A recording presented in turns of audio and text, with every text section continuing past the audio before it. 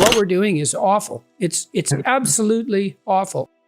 When I was talking to Frans de Waal, I read part of his book on difference, and there was this section that he cited from a female author who, she said she threw up her hands in dismay because she couldn't stop her young boy from playing with guns. She took everything that was even remotely resembling a gun out of the house, and then she caught him one day shooting the toothbrush at the cat. Bang, bang, bang. Instead of noticing that he had this male propensity to aim and shoot that was deeply rooted in her son, she was appalled to the core by his intractable masculinity and believed that her, what would you say, ideologically addled sense of what constituted masculine behavior was so morally admirable that it was perfectly fine to her to be disgusted by the fact that no matter how hard she oppressed her son, he was still a boy.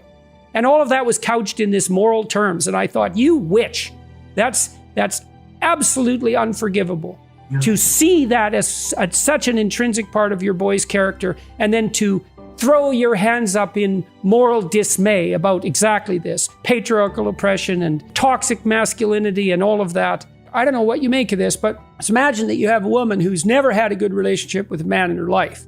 And maybe this is a consequence of disrupted familial structure too, right? So multi-generational consequence of disrupted familial structure. And maybe the relationships she's had have not only been absent, but bad. That woman has a very difficult time discriminating between male competence and male power compulsion, right? Because it's not easy to distinguish in authority, power and competence from compulsion.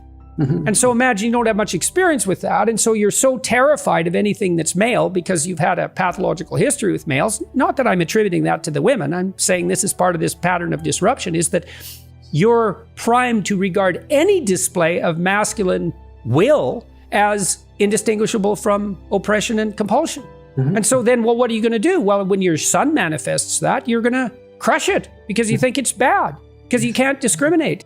I studied female and male antisocial behavior, and male antisocial behavior tends to be much more physically violent. Mm-hmm. And so most of the people who are imprisoned are male, mostly because we imprison violent offenders, which is kind of interesting. We don't necessarily imprison white-collar criminals, even if they defraud like 60,000 people. But, you know, a mugger, well, we're going to lock him up. And yeah, I can understand that, although not entirely, because defrauding 60,000 people out of their pension isn't exactly nothing either. But in any case, it's almost all men in prison, and it's almost all violent offenders.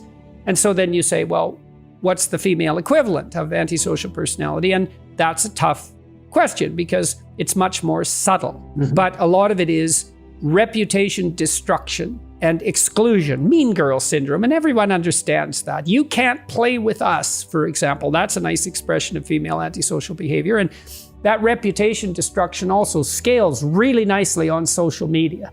And so one of the things I think is happening to our whole culture is that we're suffering from a radical influx of female-type antisocial behavior. That's cancel culture. That's reputation destruction and savaging. But we can't have a conversation about that because all the pathology is on the male side. It's like, no, all the pathology isn't on the male side. Plain and simple. There's social pathologies that have a feminine orientation, and that would be the infantilization of everything.